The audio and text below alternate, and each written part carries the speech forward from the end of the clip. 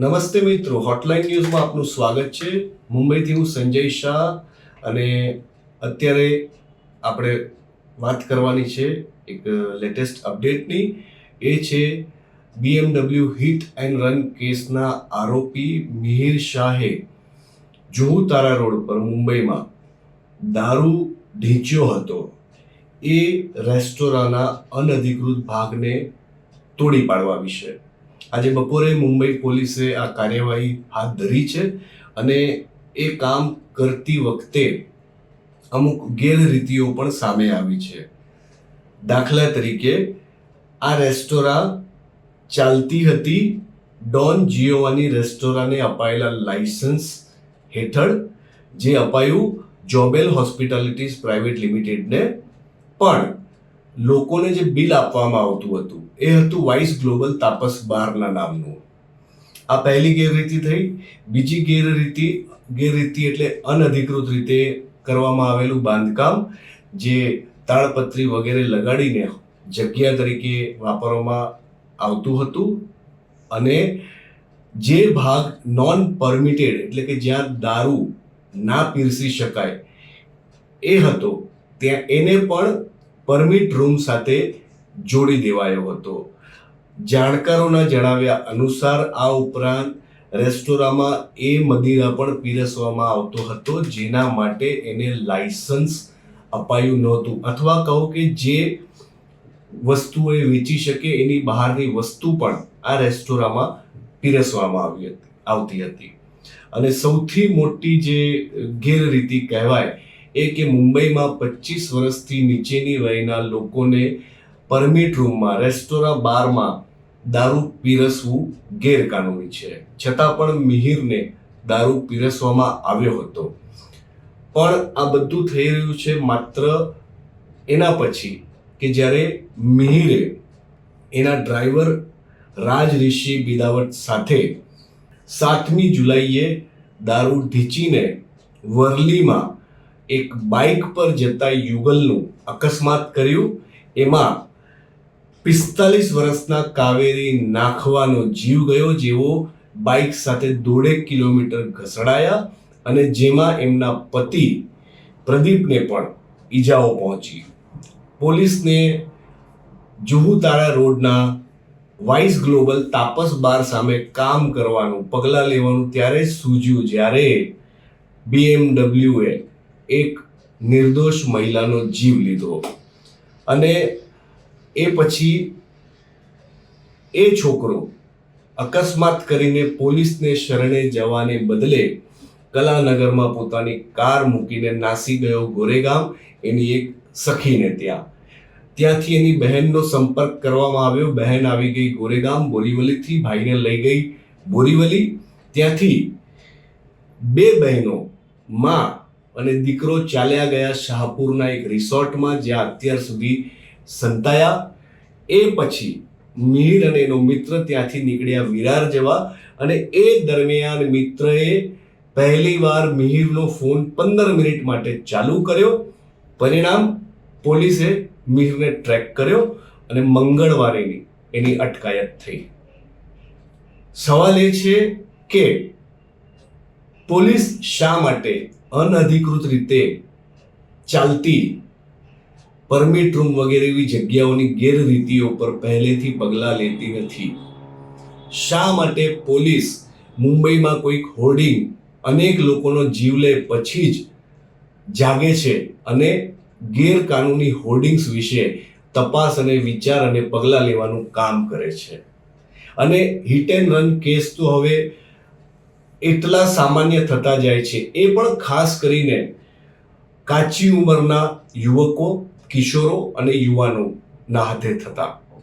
અને છતાં આ બધા પર કોઈ તવાઈ લાગી શકે, કોઈક નિયમન થઈ શકે એવું કોઈ સાધન પોલીસ પાસે નથી. અને મિહિરનો કિસ્સો એકમાત્ર કિસ્સો નથી. એના થોડા દિવસ પહેલા મે 19 પુણેમાં 17 વર્ષના એક કિશોરે પોર્શ ગાડી તળે 2 જણને કચડી નાખ્યા. 2 નિર્દોષ ટેક પ્રોફેશનલ્સ એ અકસ્માતમાં માર્યા ગયા. અનિશ અવધિયા અને અશ્વિની કોસ્ટા. એ વખતે પણ એ કિશોર દારૂ પીધેલી હાલતમાં હતો. કલ્યાણીનગર વિસ્તારમાં થયેલા એ અકસ્માત પછી બીજી પણ એવી ઘટનાઓ થઈ જે નિંદનીય હતી. પહેલી કે જ્યારે એનું બ્લડ સેમ્પલ લેવામાં આવ્યું સાસુન જનરલ હોસ્પિટલમાં, ત્યારે એ છોકરાના પિતાએ કથિત રૂપે ડોક્ટર્સને 3 લાખ રૂપિયાની લાંચ આપી અને બદલાવી નાખ્યું બ્લડ સેમ્પલ. એના પર કાર્યવાહી થઈ, તપાસ થઈ, ત્યારે પોલીસે 3 લોકોને અટકમાં લીધા. એક હતા ડોક્ટર અજય તાવરે, બીજા હતા ફોરેન્સિક વિભાગના ડોક્ટર શ્રીહરિ હલ્લોર અને ત્રીજા એક કર્મચારી. ઉપરાંત અકસ્માત પછી એ પોલીસ સ્ટેશનમાં, સંબંધિત પોલીસ સ્ટેશનમાં એનસીપીના, અજીત પવારની એનસીપીના સુનિલ ટિંગરે એમએલએ શાને ગયા એ પ્રશ્ન આજ સુધી વણઉકલ્યો છે. આ 2 ઘટનાઓ હજી આપણી સામે આવી જ અને નિર્દોષ લોકોના જીવ ગયા એ જાણીને આપણે દુઃખ અનુભવીએ એની પહેલા હમણાં જ રવિવાર રાત અને સોમવાર સવાર વચ્ચે પુણેમાં ફરી 2 આવી જ ઘટનાઓ થઈ હિટ એન્ડ રનની. એક થઈ બોપોડીમાં, બીજી થઈ પીંપળે સોદાગરમાં. બોપોડીની ઘટનામાં 2 જણના જીવ ગયા અને 1 જણ ઘાયલ થયો અને 24 વર્ષના ડ્રાઈવર રાજુ કેંગાર ઉર્ફે ગોટિયાની અટક કરવામાં આવી. એ ઉપરાંત પીંપળે સોદાગરમાં સચિન વિષ્ણુ માને નામના 48 વર્ષના કોન્સ્ટેબલે જીવ ખોયો. બોપોડીમાં જીવ ખોયો સમાધાન કોળીએ અને અહીં સચિન માનેએ.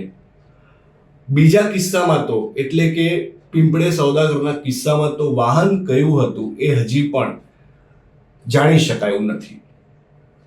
મિત્રો, મુંબઈમાં જ્યારે પણ આવી કોઈ વસમી અને મોટી દુર્ઘટના થાય છે ત્યારે પોલીસ અને સત્તાધીશો સફાળા જાગ્યા હોય એવું આપણને દર્શાવવાનો પ્રયત્ન કરે છે.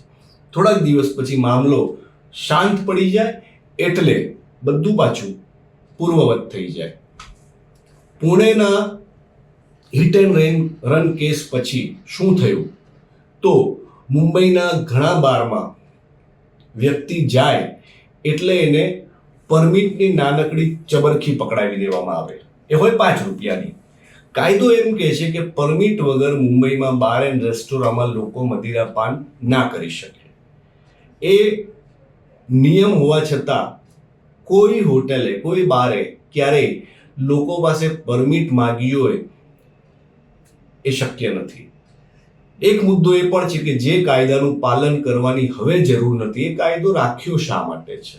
અને બીજું, રાખ્યો છે તો પાલન શા માટે નથી થતું? અને પુણેના જ કેસ પછી મુંબઈના અમુક બારમાં સ્વેચ્છાએ અનધિકૃત ભાગમાં દારૂ પીરસવાનું બંધ કરવામાં આવ્યું હતું. દાખલા તરીકે નીચે હોટેલ હોય અને ઉપર ટેરેસ બાંધી નાખી હોય જે અનધિકૃત હોય, તો ધસારાને પહોંચી વળવા રેસ્ટોરાં બારવાળા ટેરેસમાં પણ લોકોને બેસાડે. એ બધી જ વસ્તુઓ પુણેના કેસ પછી થોડો સમય માટે અટકી છે. આગળ એ અટકેલી રહેશે કે નહીં એ આપણે સમજી શકીએ છીએ. પણ ઘટના થયા પછી કોઈ પણ હોટલના મેનેજરને, માલિકને, વેઇટરને પૂછો એટલે એક વાત એમના મોઢે નીકળે, અભી સેક્શન ગરમ है, थोड़े दिन के बाद हो जाएगा. કેટલી સહેલાઈથી એ લોકો કહી દે છે, અભી સેક્શન ગરમ है, थोड़े दिन में सब हो जाएगा. એટલે થોડા દિવસ પછી ફરી કોઈક કાવેરીનો જીવ જશે, ફરી કોઈક અશ્વિનીનો જીવ જશે, ફરી કોઈક અન્ય વ્યક્તિનો જીવ જશે, અનિશનો જીવ જશે. ત્યારે થોડા દિવસ પોલીસ કામ કરતી હોય એવું આપણને દેખાડશે. પછી જૈસે થે. આ બહુ જ શોચનીય બાબત છે કે જેમના હાથમાં કાયદો છે તેઓ કાયદાનો અમલ માત્ર હંગામી ધોરણે કરે છે, કાયમી ધોરણે નથી કરતા. વેલ, છેલ્લી વસ્તુ આજ સમાચારના સંદર્ભે કે અત્યારે મિહિર અટકમાં છે. જુહુ તારા રોડના બાર સામે કાનૂની પગલાં લેવાયા છે અને આગળ શું થશે એની આપણે જાણ કરવાની છે. આશા સેવીએ કે જે પણ કાર્યવાહી થાય એ ઉચિત અને ન્યાયી હોય. મુંબઈથી હોટલાઇન ન્યૂઝ માટે હું સંજય શાહ. અમારી ચેનલને જરૂર જોતા રહો, સબસ્ક્રાઇબ કરતા રહો. ધન્યવાદ.